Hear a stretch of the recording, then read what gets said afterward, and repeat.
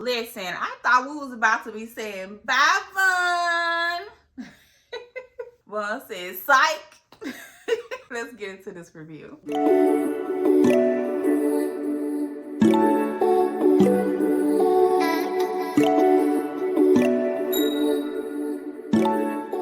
What's up, y'all? Welcome back to my channel. Let's go ahead and get into this review for Divorced Sistas, episode 6 and 7. So I don't know what to think of this whole situation with Myron, Jefferson, and Rashida, and him apologizing for saying what he said. Now, even though I don't get gay vibes from Jefferson based off of what I've seen thus far on this show, I can see how people can still look at this and be like, okay, he played this off real good, because, you know, if I had a side dude or a side girl in this situation, you know, with it being the same sex type of situation, and I had my dude, you know, around or whatever, and he picks up the phone and it's on speakerphone, the whole little situation like what they had, the other person on the phone say, hey baby, are you in the car, can you talk now? And then I get the phone and like do like what Jefferson did and be like, hey, why are you calling me like this? Like,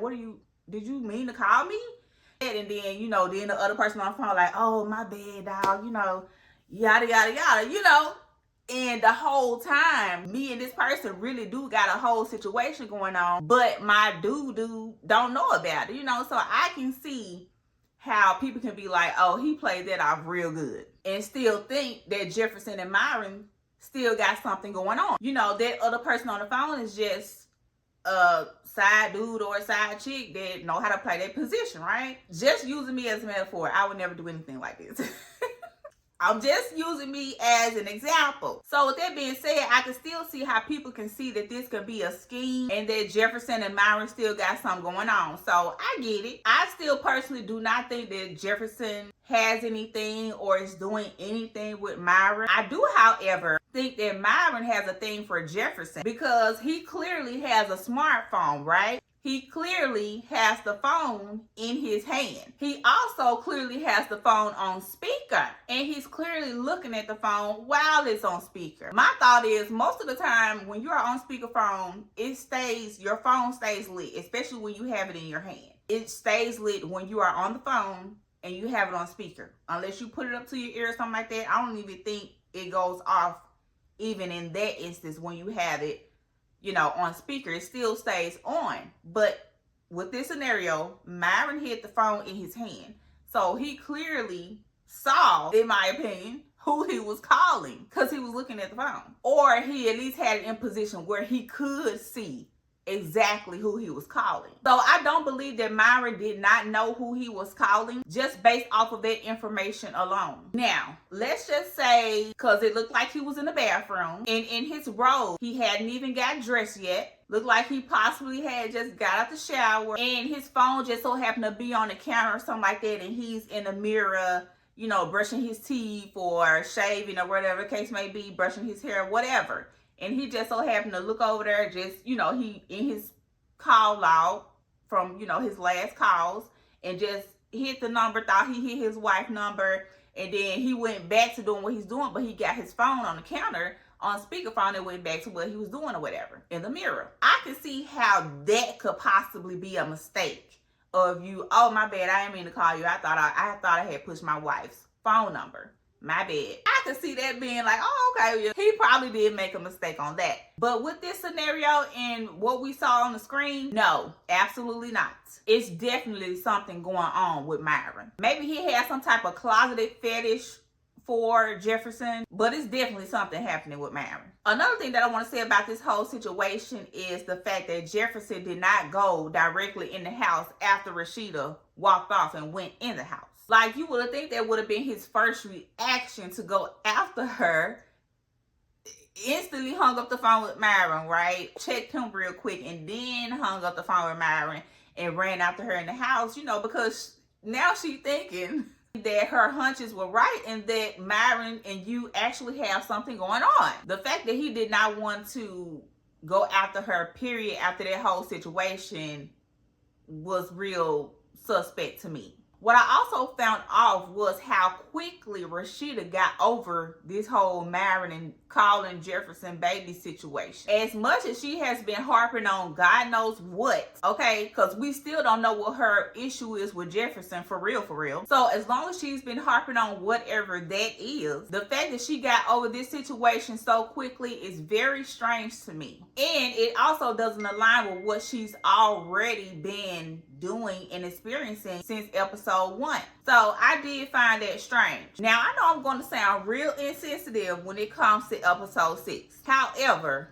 for Rashida to be a pastor and a woman of faith, a counselor and a person that gets other people through things, the whole opening up the door thing, and if you don't open up the door for me, I'm going to divorce you or whatever, is a little bit immature to me. I mean, I get it. The situation happened with her in college based off of what Tiffany has told us is very traumatic. I still feel that it's a bit immature for her to feel like she had to sit in the car all night long until Jefferson eventually came back outside to find out what was going wrong with her and open her door. I mean, things happen. Couples have debates, how she want to say it. She said we don't argue, we debate, or whatever she said to Geneva. You know, you get frustrated. You get frustrated, he get frustrated, or whatever. And okay, well, I'm gonna go in the house, I ain't opening your door today. You know, I would have understood the same thing if it was her. You know, if it was vice versa. I still don't think that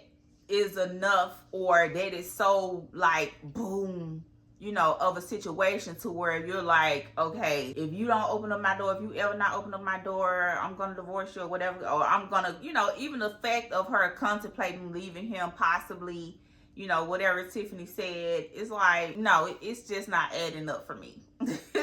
And like I said, I get the whole college situation that happened, and ever since that happened, now you're like, okay, the next man that doesn't open the door for me, we're done, yada, yada, yada. I'm gonna leave him, or, you know, you have to open the door for me for the rest of my life because of the traumatic situation that she experienced in college. I just don't find it to be realistic. I'm gonna need you to heal from that situation that happened in your past, because ain't no way this situation happening and your husband, you know, all of a sudden don't open up your door for you this one time, and you were just like that upset about it to the point where you sat in the car all night. And then anyway, what I'm trying to say is, regardless of what whoever did in my past, I'm not going to punish the people in my current or my future with whatever relationship there may be because of what somebody else decided to do in my past. That's all I'm saying. Moving on. I don't know why it seems like all the men on this show are all up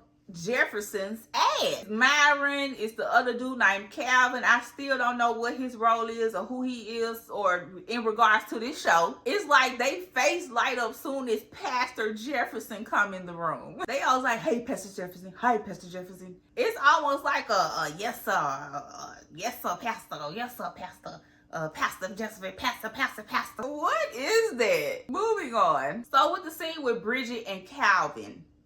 Again, who is Calvin? We were never introduced to Calvin as far as who he is, what is his correlation to this whole friendship and, you know, whatever else is going on this show. I don't know if he's her ex or somebody that's interested in her, because we were introduced by Calvin from Bridget with them talking on the phone, giving Vaughn a job. But he keep popping up like he's supposed to be Bridget's savior or something. Beforehand, I thought he was maybe like a cousin or an uncle or something, for the reason why Bridget was even asking the man to give Vaughn a job. But this whole scene with him and her in this hallway, and him trying to figure out where Vaughn is, and him asking her what was she doing with Vaughn, was super off. It's almost like they just put Calvin there because they don't know what else to do with him. Another thing I found strange was Geneva just so happened to be parked outside on the street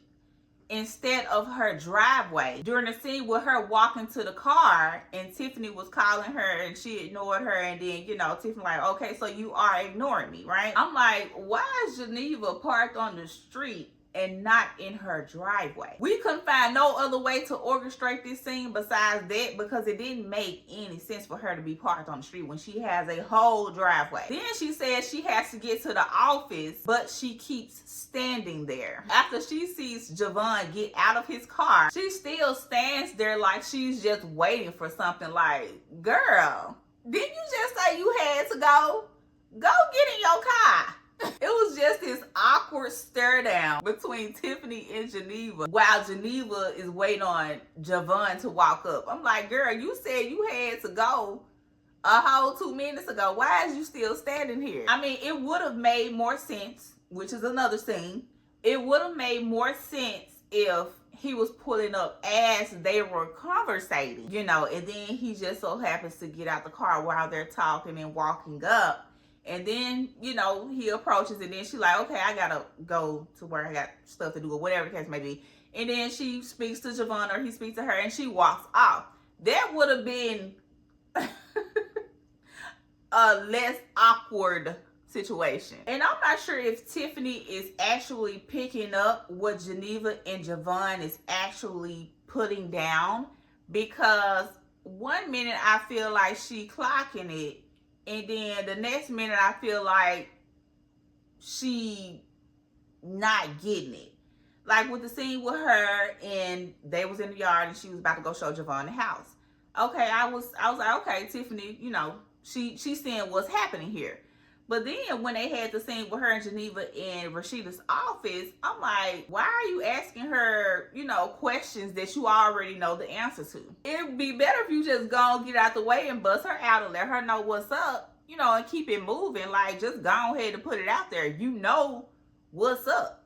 If you know what's up, you know what's up. So I don't know if Tiffany is actually catching what's happening or not. I feel like she is, but then at times I feel like she ain't.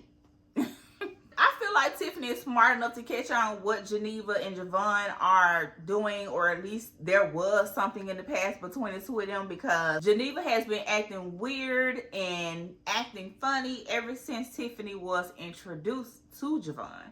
So you would think there would, you know, I'm pretty sure Tiffany a little smarter than that, okay? I feel like she may be kind of playing her position, but she's still like peeping everything that's going on.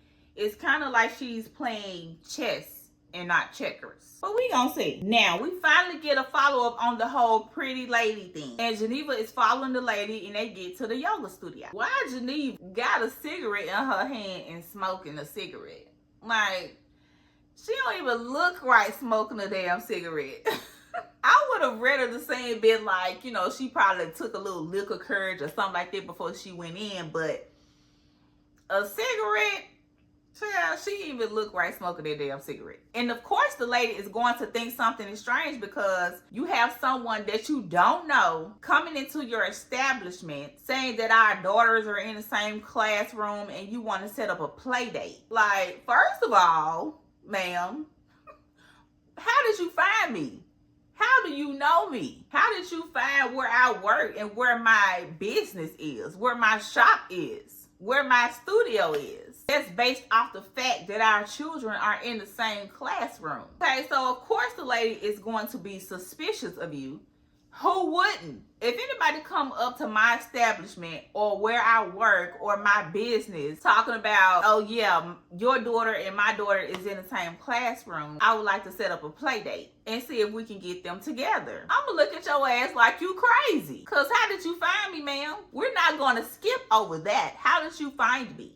How did you get my information? Because somebody got some explaining to do. Now, jumping to the scene with Geneva and Rashida in her office, and she's saying that she feel it in her gut that William and this lady is having an affair. And I'm like, how did you get that out of that? Granted that you recorded the lady. If we being honest, it sounded like the lady was possibly talking to her husband. There was no indication that she was talking to William. Like Rashida said, she's trying to find something so she could feel good about what she's doing in her head with Javon. How she fantasizes about Javon and how he makes her feel, and, you know, her being bored and needing some excitement. It's like, girl, go jump out of a plane or something. And also the fact that it's like she's almost, well, I can't even say almost, that she's jealous that Tiffany is getting time with Javon and getting flowers from Javon and, you know, thinking about possibly going there with the thing, having the thing, doing the thing with Javon. Like, how you gonna just flip on your friend like that over a man? See, you gotta watch them females like that. Them male-dominant females, them male-centered females, you gotta watch them. Geneva got it bad, honey. She got it bad. And lastly, with episode 6, with Bridget and Vaughn. And again, I don't want to sound insensitive, but I know it's probably going to come off insensitive. And I do not condone violence in any fashion, okay? However, I cannot take Vaughn serious in this scene. I know he's car and he doing all this stuff and he got the gun and all this stuff, but his facial expressions, I still could not take him serious in this moment. I'm looking at the TV like, Vaughn, I still couldn't even take the man serious, even in that. I'm like, just go on do it, Vaughn.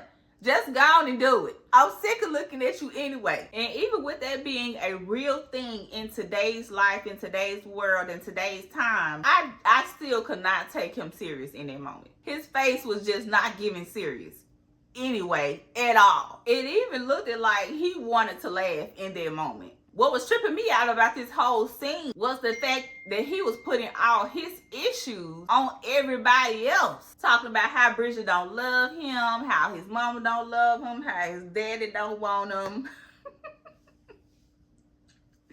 Bringing up the fact that Jefferson got a good life, he drives nice cars, he got a big house, he got a wife that loves him, and that how he in his 30s and he don't have nothing. Like, how are you putting your BS and how you decided to play out your life on everybody else in this moment? I cannot take him serious. I just can't. And again, we do not condone any kind of violence on this channel whatsoever. But I was glad to see Vaughn gone. I'm just gonna be honest. I'm like, okay, we got that. That was quick. Maybe he could do better in the next life. Like, come on, let's wrap this up with Vaughn. And then the fact that we find out on the next episode, which leads us into episode 7, that Vaughn actually did not off himself and he was just playing in Bridget's face. Yeah. So anyway, getting into episode 7, if Bridget was not working my nerves with this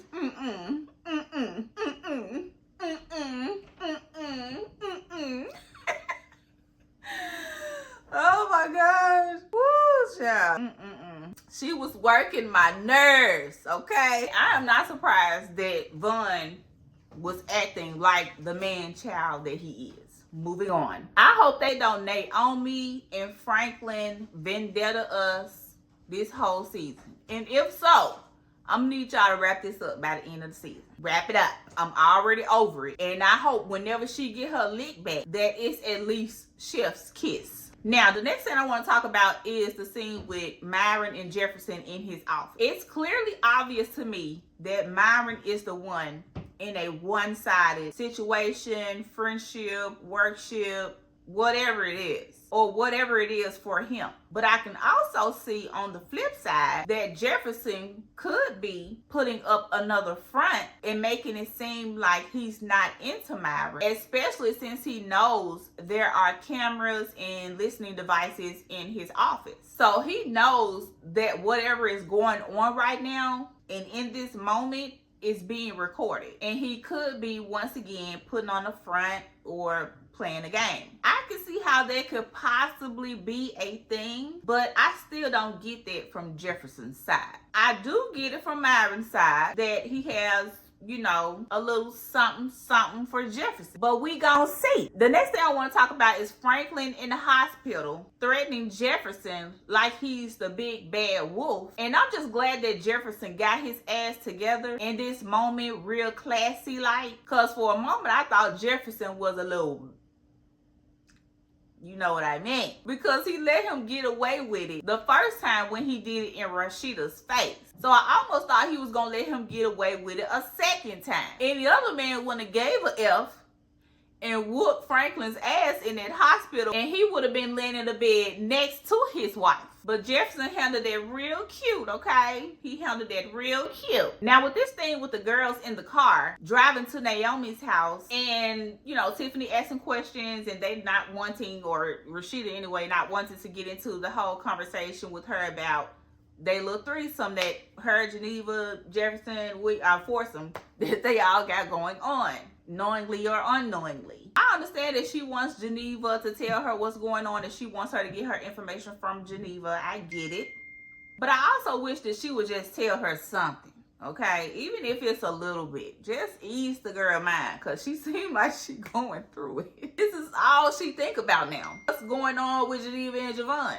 You ain't got to have Rashida tell you nothing, okay? You know exactly what's happening here. Like, even if it's a little bit of juice, you know, she ain't got to give her the full juice. Just give her a little bit. You know, so just ease the girl, man. Please, somebody. And also, when Jefferson called, the one thing that I don't like about Rashida is the fact that she tell half truths. If it has anything to do with her and or her husband, she's not going to tell her friends exactly what it is. I understand why she stated that Franklin is threatening Naomi, but she also didn't include the fact that Franklin is threatening her as well. Like, what would they have done for you to just say that? They found out anyway. You know, so, I don't know about that. So, Rashida is real selective on what she say. And I get it if you don't want to say anything about your marriage. That's, you know, private information. That's confidential. I get it. But it wouldn't have hurt for her to say, and he threatened me as well. What he threatened me for? You know, it's like, why did you leave that part out? Real questionable. And I noticed that she's also real selective on what she reveals to her closest friend on this show, which is Geneva. So this final scene with all of them meeting up over Naomi's house. First of all, when they first walked in the house, it wasn't even 2 seconds later before Naomi came, you know, into the living room, right? I know it wasn't longer than a minute before Naomi came around the corner and came in the living room where they were. Like, they had just walked in there. And not but long before that, Naomi came around that corner. Then Naomi, being typical Naomi, unloading the clip on everybody. But what I'm trying to figure out is, if they had just walked into the house and not even a minute later, Naomi comes around the corner and walks into the living room with them, how did she get this whole recording with Myron and knew what he had said and everything like that, when literally they had just walked into the house? She had came around the corner not even a whole minute later, but she has all this information on Myron that's recorded, that she's also had time to view and listen to and see with whoever he was on the phone with. It ain't making no sense to me. How does Myron conversation last longer than you walking around the corner when soon as they walked in the house? Like, I'm gonna need Tyler and whoever is overproducing this show to get their act together, okay? Because these are simple mistakes that I don't know how they're making. I can see if they came in the house and then maybe like 3 to 4 minutes later, maybe 5, Naomi comes around the corner and then she has all of this information on Myron and was able to listen to and hear and see his conversation with whoever he was on the phone with. But anyway, let me move on. Secondly, Bridget said before they had even walked in the house that they don't need to be talking outside because she has cameras and recording device all around the outside of her house. Myron was standing right next to Bridget when she said that. So he heard that, right? So why would Myron still run and call whoever he was calling and say all of these things in regards to Jefferson when he had just heard Bridget say that Naomi has recording cameras and listening devices all around the outside of her house. So I would not be surprised that with him hearing that this is a scheme that he is planning just to keep the bullshit going because he likes Jefferson. And he don't want Jefferson and Rashida to be together. I don't think he was on the phone with anyone. Who could Myron possibly been on the phone with when he has a whole wife? I'm sure he would not be saying these things to his actual wife, right? So who could Myron have possibly been on the phone with that we have not seen or known about at this point of the show, talking to them about Jefferson in that manner? I'm totally convinced at this point that Myron is purposefully sabotaging Jefferson's marriage. Now, how Naomi caught all of this when everybody had just walked into the house and she had immediately came around the corner, unloaded the clip on everybody, and showed that whole scene with Myron is beyond me. The last thing I want to wrap up about episode 6 and 7, or just this show in general, I feel like the scenes are drawn out a little too long, especially Rashida and Jefferson's scene when they was in the car, and this last scene where he was in the house and supposedly pouring out his heart, but I guess very melancholy. I think I said that word right, with the cueing of the sad tones and the sad music. It's like, please, can we make these scenes a little bit more quicker, not so drawn out? You know, it's getting a little lengthy. But that wraps up our review of episode 6 and 7. Y'all let me know what y'all thought about this episode. Make sure you like, comment, and subscribe to the channel. And I will talk to you all on the next episode. Bye!